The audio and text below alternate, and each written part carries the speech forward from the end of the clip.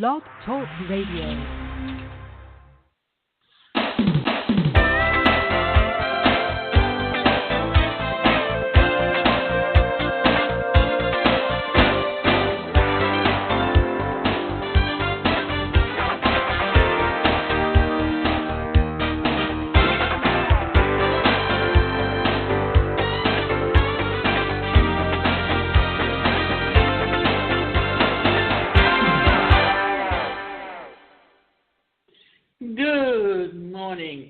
I'm your host, Davida Shinsky, and today the show is Living or Live Without Limits on the Blog Talk Radio Network. And today's topic is 5 ways you should treat yourself like a business. As an entrepreneur, you need to think of ways that you can treat yourself like a business, because when you think of yourself like a business, then you are a business. If you just think of yourself as an employee of a company, then your attitude is very different. 5 ways you should treat yourself like a business. First, define your business philosophy. If someone were to navigate to the onepersonalcareercoach.com and click on the About Me page, what would they find? Tim Ferriss shone a light on this self-definition recently. On his podcast, Ferris' host, psychologist Michael Gervais, during which Gervais told a story about how he came to develop his personal philosophy, make every day a living masterpiece. 20 years back, Gervais was asked by his mentor who he was. A simple question, right? But Gervais fumbled. He jumped into hocus pocus about what he liked to do, what he did in the past, and what his goals were. The elderly mentor smiled and said, "Come back to me when you're ready."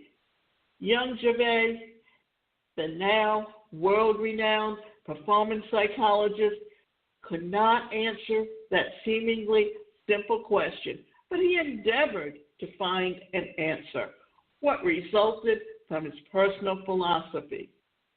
You should do the same for yourself as a business. Why? Your business philosophy is what continually reminds you what you stand for. A well-crafted philosophy will not have room for antiquity or loopholes. It will hold your feet to the fire every day. Before you move on to the steps below, then take a few hours and sketch out your own philosophy. What do you stand for? What is your business? What are your end goals? These will need tweaking, of course, but it's important to start below. Okay, so let me tell you a little bit about my business philosophy. For a lot of reasons, it comes from the history of what I went through as a child, because I was constantly being told, because I had a disability, and at the time society did not recognize its disability community, that I should sit back, do nothing, and be helpless. And that just wasn't me. So my business philosophy is, how can I help someone else be the best at what they choose to do?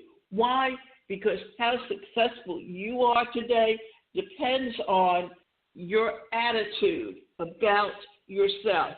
How do you think or feel about who you are? If you love yourself first, then you will be the best at what you can do. But if you really dislike yourself, then you're either going to be abusive to yourself or you're going to be abusive to the people around you. And how you do in business depends on how good you see yourself. To get you started, here's my business philosophy in a nutshell.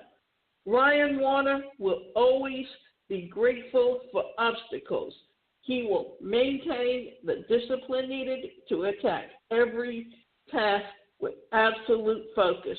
He will spread love and laughter every day. And how that fits into my business philosophy is that no matter how many obstacles I have to overcome to succeed, I have done it. I have chosen to live independently and to be financially secure for myself, and to do that, I had many, many obstacles to overcome. Successful businesses are efficient, value-producing machines. They have missions, create detailed investment plans for how to spend their time and revenues, boast a robust network of relationships, and take action every single day to move closer to their end game, whatever their definition of success happens to be. On a flight from Oakland to Chicago, while reading Richard Branson's Losing My Virginity, I thought about what would happen if I treated myself to a business or as a business. What if I lived every day as the president and CEO of RyanWarner.net? How much would productive would I be? I wrestled with the question for about a few days and ultimately decided to play out the possibility. I'm now 3 months into managing myself as a business and have experienced a number of positive benefits. I have shifted my focus, time, and energy to things that really move the needle in my life. I have discovered and constantly reiterate a life mission, something that guides every action I take. I've learned that I'm the only one who will succeed or fail in my own life. My butt is on the line, so I make every minute of every day. I'm driven to make an impact on the world. So that's Ryan Warner's philosophy. But how many times, and think about it, if you are running a business for yourself, what would you do and how would you think of it? Because remember, when you run a business, you really need to run your life in a similar way, because you got to remember, only you know what is best for you. Often you will see where parents will try to dictate to you what is best for you. And they may know, and they're basing it on their own personal experiences, not yours.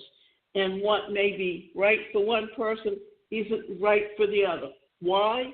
Because each of us have different personalities, and those personalities dictate how we interact with different people.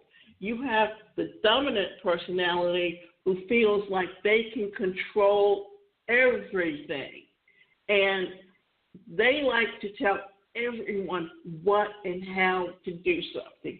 Then you have the inspirational personality, and that person is very outgoing, very interactive.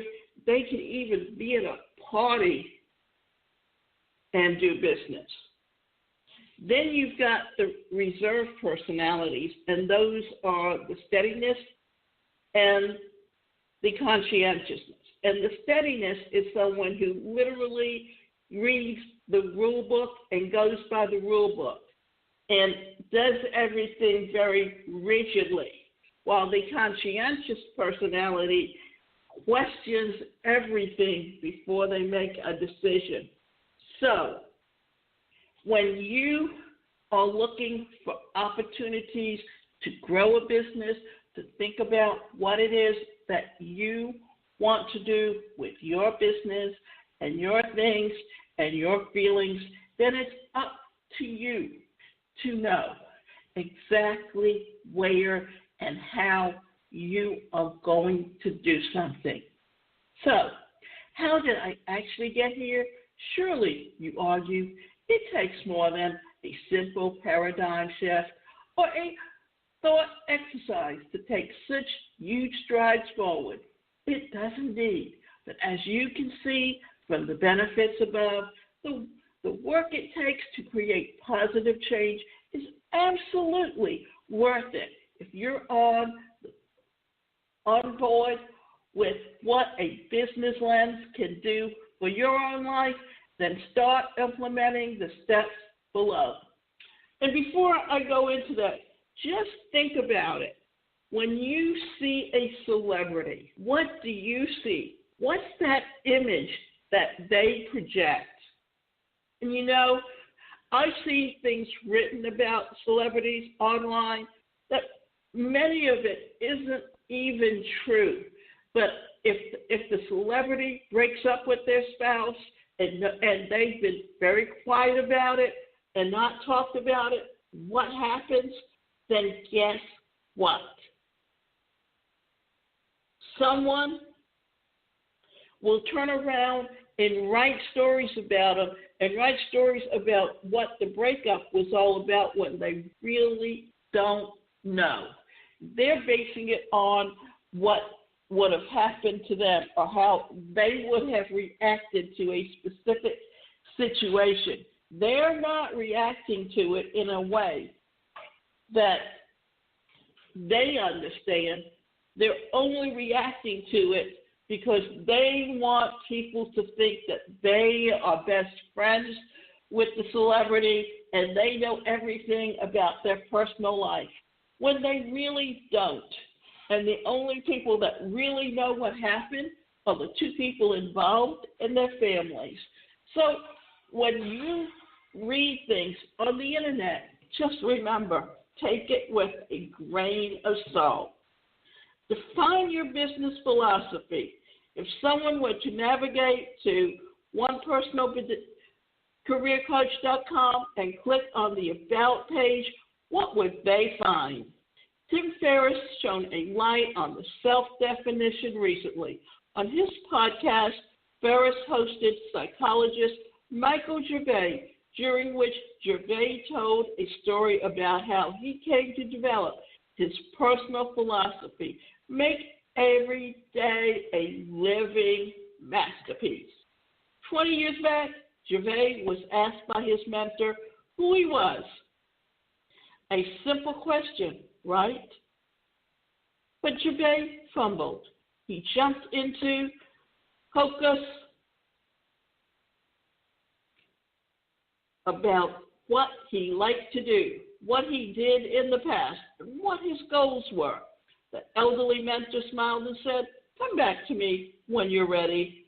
Young Gervais, the now world-renowned performance psychologist, could not answer the seemingly simple question, but he endeavored to find an answer. What resulted was his personal philosophy. You should do the same for yourself as a business. Why? Your business philosophy is what continually reminds you what you stand for. A well-crafted philosophy will not leave a room for ambiguity or hopelessness.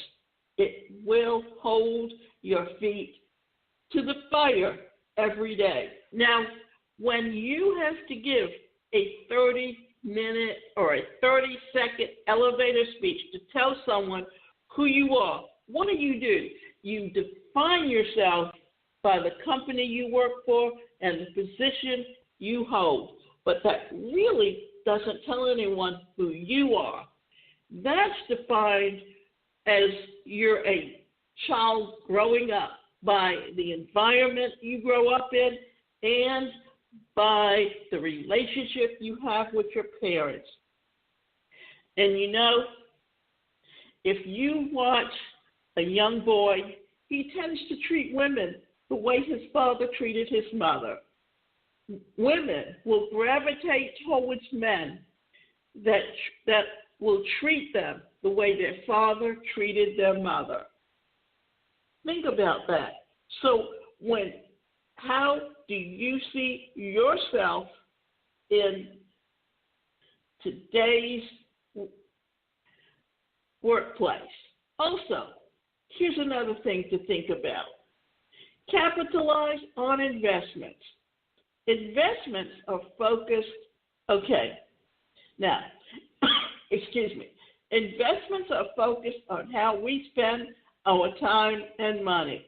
The former is the scariest resource in the world. We should be mindful of this when we commit ourselves to daily tasks. We want to invest only in those things that move the needle in our business every day. What would a business do with a hefty helping of time? They would invest labor and research in things that create value for shareholders. Likewise, we should put our time into activities that build us up as individuals and enable us to offer value to our family, friends, co-workers, and the world at large. And I know someone in the community where I live, and she happens to be 77 years old. And often when I will talk to her on the phone, I almost feel like we wasted time. Why? Because her whole conversation is always about what some celebrity is doing or who they're with. Why? Because this is how she truly lives her life. She has no real respect for herself. And then she'll she'll read Eckhart Tolle or she'll read, and then the expressions she uses that I hear her say almost come directly from what she heard. Why is she repeating what they're saying? Because that's trying to make her help her believe in herself. Because if she put it in her own words, she would not know how to say it. And yet, it's like she literally grew up in a home where her father treated her mother like the queen, but because the mother showed her no love or respect, and that she felt inadequate in some way, she turned around and married the first man that asked her because she was so afraid she would never find anyone else that would ask her to marry him. And you know what? She was married to him for 21 years, and for every one of those 21 years, he physically abused her, and she never left. And yet, when her mother came to visit and the husband jumped on top of her, the mother did nothing to protect her. So what does that tell you about who you are and your self-image? And you literally have to change that around. But it's not just turning it around and believing it, it's actually living it and being able to internalize what you're hearing, not repeat it, internalize it, and put it into your own words. Here's a good example. Spend a Sunday morning analyzing your strengths and weaknesses. Be ruthless about your weaknesses and really drill into what you want to improve in your life. Do you want to learn how to be a better leader or public speaker? Do you want to be more present for your family? Do you want to be more invested in your job? What are your friends, family, and colleagues doing well in these areas that you can learn from. Often they tell you, you want to be successful, hang around successful people.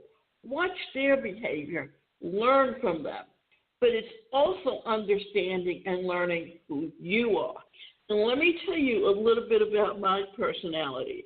I'm very outgoing, and yet I was always being told and encouraged to hide away. Why? Because I happen to have a physical disability, that my gait was off, I have no depth perception in my right eye, I have limited use of my right hand. And because I learned differently, my grades never showed what I was capable of doing. But one thing I was able to do was that I knew that I always wanted to help people. And part of my training was in transactional analysis and in psychodrama. And I have a background in psychology and mental health and rehabilitation counseling. And rehabilitation counseling is employment counseling. And if I remember going to an employment specialist through rehabilitation services, and he goes, oh, we have these job coach positions available. Now, here's the book. You go find a manufacturer who will let you come in, and then I will send you, and what you do is coach people with developmental disabilities to perform the job. Well, you know what? I had gotten a job like that on my own when I was living in New York and going to graduate school. And here I was looking for an opportunity in something that I would be helping people with disabilities, but also be helping them in a way to live a better quality of life than what was being dictated. And I felt like if that's all he was offering me, and he wanted me to do his job for him, which was to find the company that would let me in and then send me there, I could go do what I truly wanted to do. And I actually was looking to work with or had training in psychodrama and transactional analysis and was looking to do group therapy. But one thing I lacked was a master's in psychology and a master's or a PhD in psychology. So that was out. But when I looked back, I realized that I had, and one of the best things that I was able to do was stand up in front of the room and give book reports. So that I realized that moving into as a professional speaker and associating myself with companies like Performax and Personal Dynamics Institute, who were two companies. One had assessment profiles and one had actual programs that they developed that you can use and be a seminar leader. Then that kind of got me into where I wanted to be. But then what I lacked was the actual funds to grow a business, because being someone with a disability, I did not have the same opportunities as the majority of people of working somewhere, building up a savings account, and then going from there to generating an income, selling my services. But eventually, as the internet began to grow, what that meant was for the last 10, 15 years, I've been able to do what I do by creating courses, e-courses, and putting them on sites like Skillshare or Udemy. I'm able to do things like podcasting like this show. I've been able to do videos and market myself more as a career coach, helping people transition into working in the 21st century in how business has evolved from what it was 30 years ago. The second piece of daily investment is financial. How does a business look at finances? In simple terms, it's about increasing top-line growth while maintaining a tight bottom line. Incoming dollars are reviewed not as an income, but as revenue, and revenues are reinvested in the company to increase growth. Now, think of yourself as a money-making business. What sort of revenues are you bringing in, and how will you get the best return on investment for the money you spend? We often need to look for opportunities that will help us put our business where we want it to. Now, we've been talking about how to take yourself and treat yourself like a business. So, you've got the nurture relationships. So, what is important in personal connections and relationships to a business? They make or break a business. Success without relationships, there are customers, partners, board members, and staff. So, when you're looking at growing a business, you need to think about, and this is where understanding how the team works. You got the creator, you got the advancer, you got the refiner, and you got the creator is the one that has all the ideas. He knows what to do, but he doesn't know how to take them and implement it. That's the refiner. What he does is he looks at it and he looks at what'll work, what won't work. He refines it and tweaks it. He can either send it on to the refiner who takes it and tweaks it even more, or he can send it back to the creator. Then you got the enforcer that once you know it's all going to work, then you got the person who has to implement it and make it work. And then what you're doing is you're seeing a team that works together. And, you have the boss who's the owner. You have the managers who what they do is they take what the boss wants and they look at it and they see how they can make it work, what changes need to make. Then you've got the employee who actually performs the job.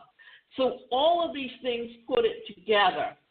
And the last thing is you need to maintain your health. Maintaining a healthy lifestyle may seem like a given, but many people ignore it. And I love focusing on health for my business because it often has the most immediate return on investment. Don't believe me? Hop on an elliptical for 30 seconds, then spend 15 minutes meditating.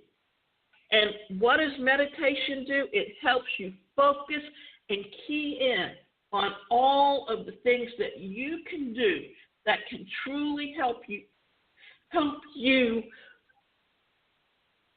put together all of the things that can make your life work best.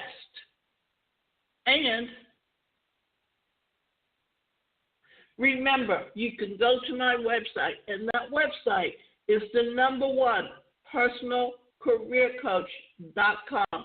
And we can sit down with you and help you to put together a plan on how to build and grow your business.